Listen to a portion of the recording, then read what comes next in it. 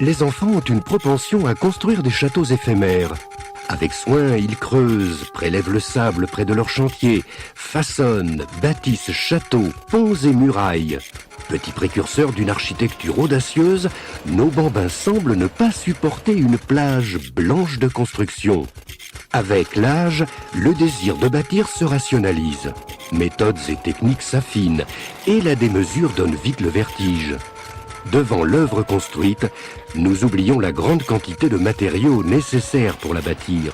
Peu de gens ont conscience qu'après l'air et l'eau, c'est le sable, le gravier et par extension le béton que l'on consomme le plus.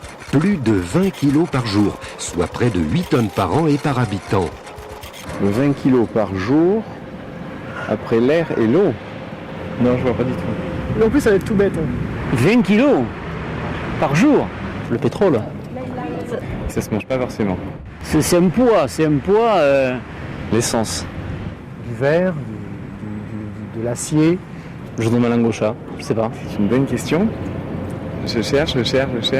J'ai une petite idée, mais je ne veux pas dire de bêtises, je ne sais pas si c'est pas le sel. Si je pense, ça ne doit pas être la consommation domestique, ça peut être le pétrole, mais ça ne va pas faire tant que ça. Pas de la terre, hein. Je suis pas loin. Le gaz, l'électricité, mais non, c'est pas tout ça. On se rapproche. Du béton. Du béton. Du béton. Du béton, bravo.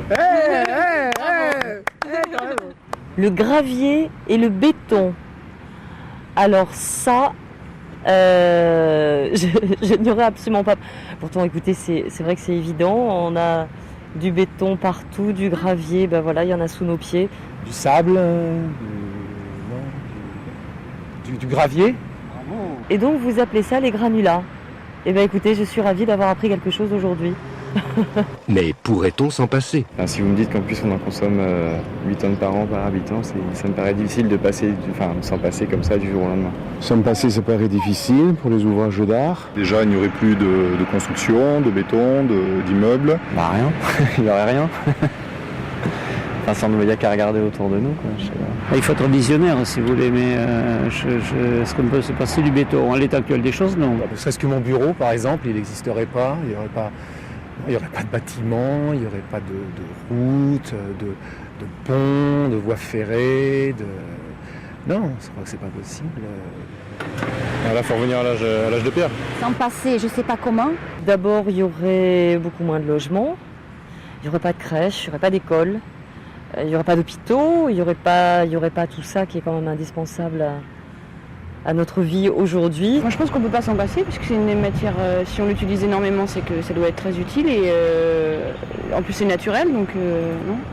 Ce serait la campagne à la ville et sans route pour y aller.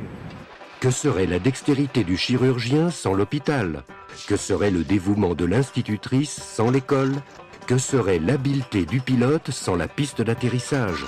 Que serait la vivacité économique sans les voies de communication? Le sable, les graviers et par extension le béton sont devenus indispensables aux bâtisseurs de notre civilisation.